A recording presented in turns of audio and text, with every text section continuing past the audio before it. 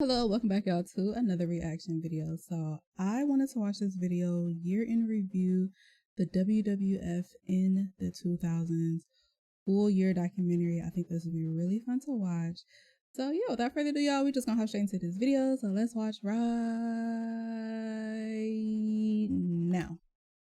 The year 2000 was a huge year in pop culture. In television, Malcolm in the Middle first hit the airwaves. In film, Scary Movie was selling out theaters. And over in the world of wrestling, the WWF would be going through arguably its best year ever creatively.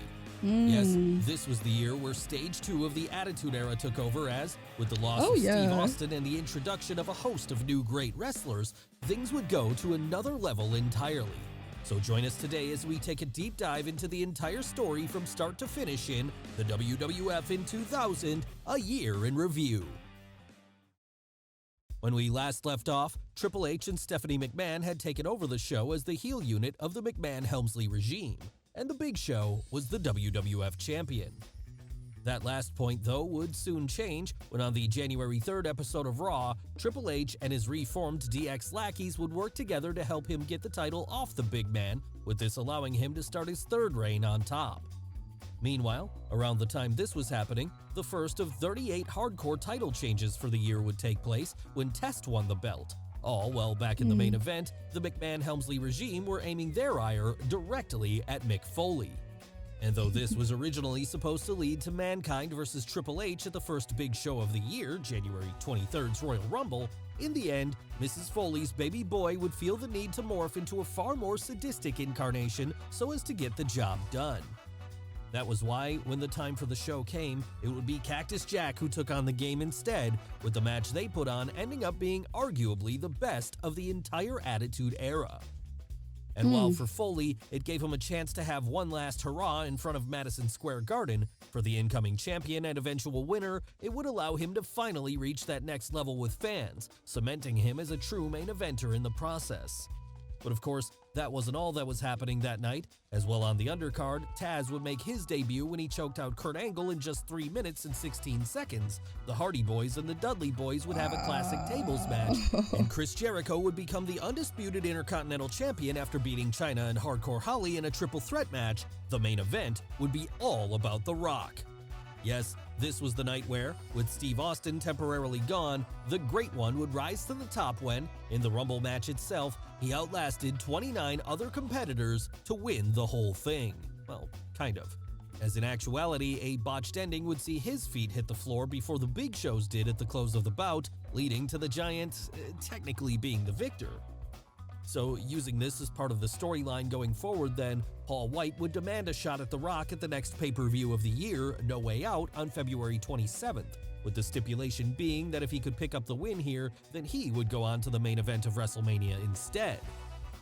Before we would get there, though, Kurt Angle would score his first gold with the company when he became European champion, Harvey Whippleman would briefly become the women's champion, Lita would make her debut when she helped S.A. Rios to become the light heavyweight champion, and 4 of WCW's top prospects, Chris Benoit, Eddie Guerrero, Dean Malenko, and Perry Saturn, would collectively jump ship as the Radicals, with them immediately setting about establishing themselves as top guys by going after the McMahon-Helmsley regime. Of course, this was far from the only problem Triple H had at the time though, as, while that was going on, he was also having to deal with his upcoming rematch with Cactus Jack, one which would be held inside Hell in a Cell.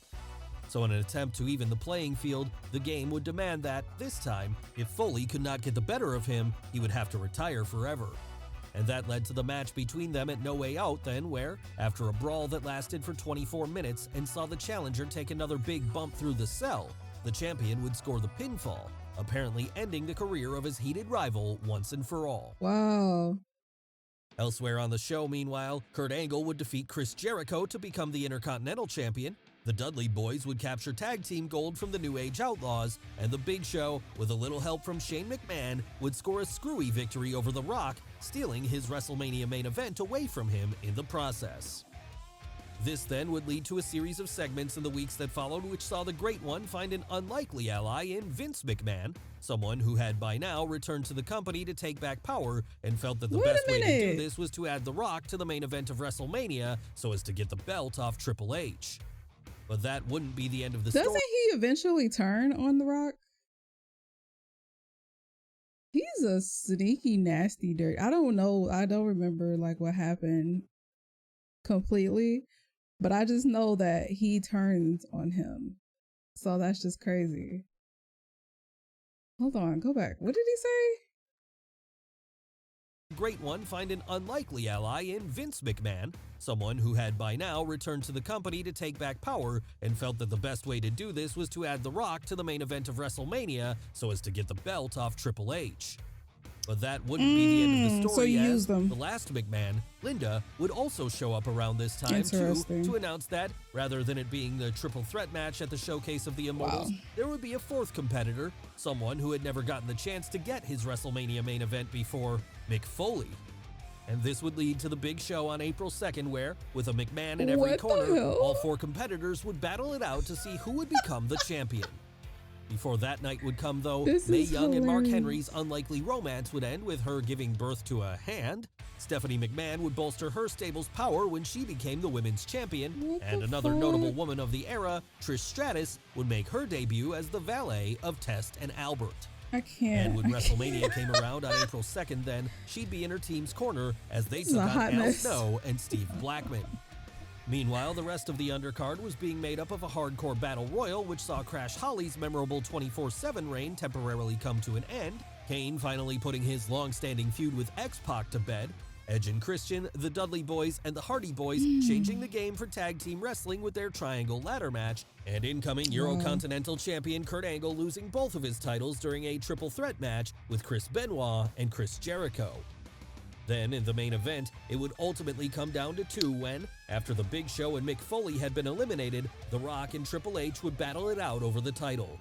And while most expected this to be the Great One's coronation as top guy, fans would ultimately be thrown a swerve when, instead, Vince McMahon would turn heel on the challenger, screwing him out of the victory, as the Game became the first heel to win in the main event of WrestleMania. Not that this would be the end of the story, though, as at the next pay-per-view of the year, Backlash on April 30th, just a few days after Chris Jericho had torn the roof off the place during Raw with a phantom WWF title win, the People's Champion would get his rematch, this time with the promise that none other than Stone Cold Steve Austin would be returning to stand in his corner. Before that happened, though, Eddie Guerrero would charm Chyna with his Latino heat, causing her to turn on her now former ally Y2J and cost him his European Championship during a match between him and Guerrero. And that would lead to Backlash where, while Eddie was successfully defending his newly won belt against S.A. Rios, and his stablemate Dean Malenko was doing the same with the light heavyweight title in a hugely underrated match against Scotty 2 Hotty, the main event would see The Rock and Triple H finally go at it one-on-one. And this time, with the help of Stone Cold, who came out towards the end of the match to an absolutely earth-shattering pop and laid out the McMahon-Helmsley regime with a steel chair, the People's Champion would finally get the big win, as from there, he would start his fourth reign as WWF Champion. So taking his duties seriously then, he'd head over to the UK on May 6th for Insurrection, there successfully defending against both The Game and Shane McMahon. And to make matters even better, this time he'd be able to do it without the help of the Rattlesnake, as, still technically recovering from neck surgery, Austin would disappear again for the next several months. Come the next U.S. pay-per-view of the year, though, Judgment Day on May 21st, it would be back to one-on-one competition, there, with WWF on-screen commissioner Shawn Michaels acting as the special guest referee, The Rock and Triple H would attempt to settle things once and for all in an hour-long Iron Man match. Before that happened, though, the undercard would see Shane McMahon defeat The Big Show in a last-man-standing match, Chris Benoit get the better of Chris Jericho in a submission match for the Intercontinental title, and Kurt Angle's comedy team with Edge and Christian go up against everyone's favorite dancing trio of Rikishi and Too Cool. Then, in the main event, the two top guys in the company would exhaust each other for a full hour, with it all eventually coming down to the wire as the score ended up being 5-5 with just a couple of minutes left. And that was when, after having been missing in action for the prior 6 months, The Undertaker would finally make his return to the company, albeit this time in a far different look. Yes, this was the debut of the American Badass, as shedding the deadman gimmick he'd carried for years up until then, Mark Calloway would ride down to the ring on a motorcycle so as to lay waste to the McMahon-Helmsley regime. Unfortunately for The Rock, though, this would lead to Triple H getting a last-second disqualification victory, and as a result, the overall win in the match. But even if he was now the champion once again, the game would have little time to celebrate, as from there, he'd be forced to prepare for 3 challengers at the next big show of the year, June 25th's King of the Ring. And that was because on this show, the main event would be a 6-man tag that saw the champion partner up with Vince and Shane McMahon to take on The Rock, The Undertaker, and Kane, with the stipulation here being that if any of the babyfaces pinned any of the heels, then they'd be the new champ. And of course, come the end of that match, it would be the People's Champion who stood tall once more after pinning Vince McMahon. But that wasn't the only noteworthy event coming out of the show, as, before this, Kurt Angle and then Intercontinental Champion Rikishi would make it to the finals of the King of the Ring, with their subsequent battle going for just over 5 minutes and seeing the Olympic hero come out on top. Sadly for him, though, his celebrations would be short-lived as, the very next night on Raw, a new foil would be introduced to both him and every other heel on the roster when Mick Foley replaced Shawn Michaels as the on-screen commissioner of the company. And aside from screwing with Kurt Angle, this would also see Mrs. Foley's baby boy set out to end the reign of terror the McMahon-Helmsley regime had instigated in the months preceding, with his first order of business being to name a new, more deserving #1 contender for The Rock's WWF title in Chris Benoit. So at the next big pay-per-view of the year then, fully loaded on July 23rd, The Rock would battle it out with the Rabid Wolverine, with the champion eventually picking up the win come the end. As far as the rest of the card, well, that would be made up of a number of notable matches, one of which saw Chris Jericho take on Triple H in a last man standing match. As well as that, Kurt Angle would take his next step towards the main event when he faced off against The Undertaker, all while the newly formed Acolyte Protection Agency were destroying Edge and Christian to win the tag team titles. Then, in further title action, Val Venis would defeat Rikishi in a steel cage match for the Intercontinental title, with this coming not long after Trish Stratus and Lita had found themselves on opposite ends of the ring for the first time when they took part in a mixed tag match with their partners TNA and the Hardy Boys respectively. And following that night, both women would even get to briefly become part of the main event scene when, while Lita was defeating Stephanie McMahon to win the Women's Championship on Raw's first ever women's main event, Trish would be forced to team up with Triple H during a tag team match on the Red brand, something which led the billion-dollar princess I kind of remember this the shit. newcomer was having an affair with her husband. Yeah. But this wouldn't be the end of the romance drama between the power couple as, while that was going on, Kurt Angle would develop a crush of his own on Stephanie, with this leading to the two of them repeatedly teasing something happening between them over the weeks that followed.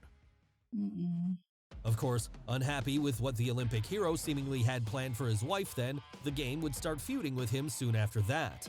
And all this would eventually lead to August 27th SummerSlam where, in a triple threat match for the WWF title, both men would find themselves going up against The Rock. All of this shit.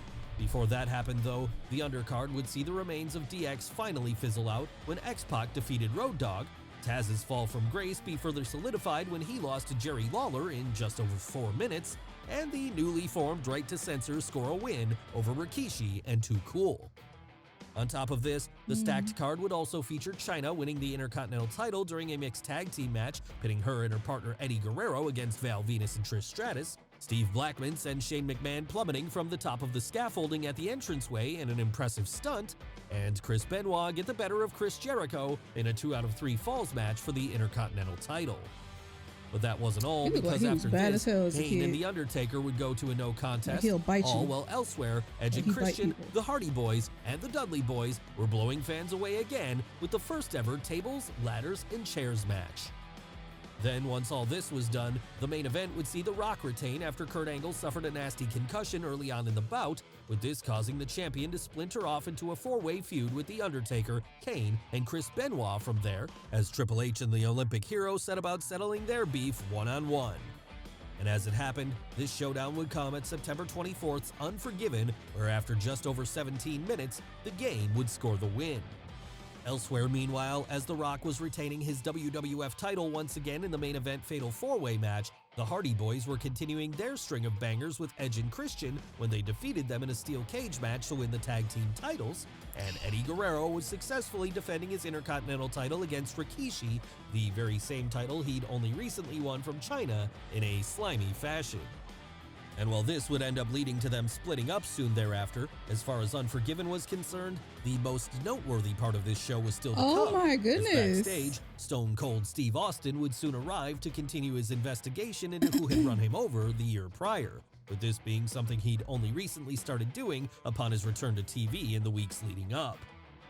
But even if he didn't get the answers he was looking for on that night, they would come soon after when on the October 9th episode of Raw, it was revealed that Rikishi had been behind the hit and run, with him at that point claiming he just wanted his cousin to have a chance of reaching the top instead, or as he put it, "I did it for The Rock." And of course, the fact that Rikishi wasn't even on the roster when Austin was run over didn't help to sell the whole thing. No, in fact, fans pretty quickly rejected the reveal as being a disappointing payoff to the entire angle. So, hoping to move past it quickly then, the Rattlesnake would absolutely brutalize Rikishi during their showdown on October 22nd's No Mercy, beating him to such a pulp that the match was eventually thrown out as a no contest.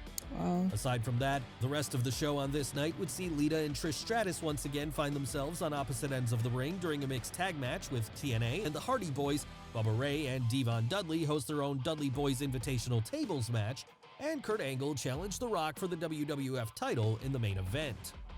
And what made this one more interesting was that, despite having been beaten by Triple H the month prior, the Olympic hero had managed to convince Stephanie McMahon to be his manager, a duty she carried out to perfection, as after just over 21 minutes, Kurt would pin the Great One to become world champion after less than a year on the roster. Yes, it had been quite a rise to the top, but it wouldn't end there, as now holding the top prize, the new champ would have to defend it against all comers, the first of which would be The Undertaker. Survivor Series where, fully being baptized by fire, Kurt was put through the ringer against the American Badass, only to somehow come out the end of things, leaving with his title still around his waist.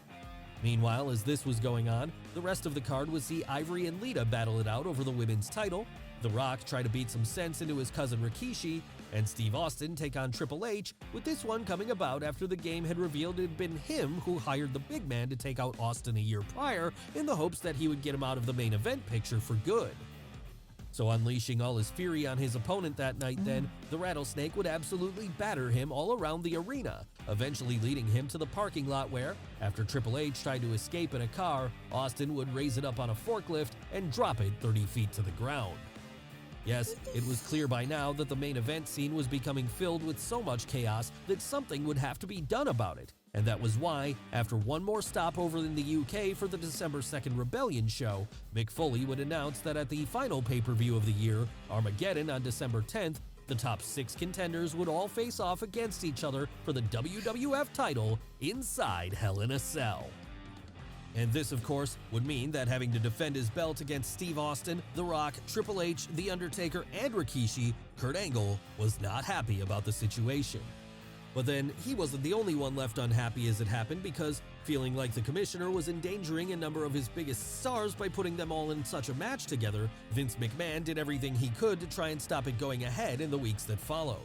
Before fans could find out if he'd been successful in this, though, the undercard of Armageddon would see Chyna fight Val Venus after the rights to censor had taken umbrage with her Playboy cover shoot, Chris Jericho defeat Kane in a last man standing match, and Chris Benoit become Intercontinental Champion again after beating Billy Gunn. Then in the main event, with the boss being unable to get the match cancelled, things would quickly devolve into chaos as, while all 6 competitors brawled inside the cell, he would come out with a wrecking crew, fully intent on dismantling the whole thing before it could go any further. And despite Mick Foley coming out to eject the boss after he'd gotten the door off, by then the damage was done. As now, with a pathway to the outside of the cage, the action would quickly spill out onto its roof where, in a far safer bump than Mankind had taken 2 years ago, Rikishi would be chokeslammed off the side. Meanwhile, back in the ring, the brawling would eventually leave every man so beaten up that, at a certain point, Kurt Angle was able to steal the pin on a prone Rock, allowing him to, from there, brag that he'd been able to beat every top contender at once. As for us, though, that's where we'll leave it for today, because this would mark the end of 2000, a year that, to this day, is still considered by many to be the creative peak of WWF. Yes, it truly felt at this point like the boom period would never end, as with the company overflowing with star power both old and new, and WCW and ECW seemingly on the verge of death, there appeared to be no stopping the train. That was until 2001 came around and things would hit a bit of a snag, but we'll get there another day. Well guys, what did you think of the video? Let us know in the comments below. Happened. Don't forget to smash the like button, subscribe. But that's going to do it for this reaction. I'll leave some comments down below. Let me know what you guys think, and I will see y'all in the next one. Toodles.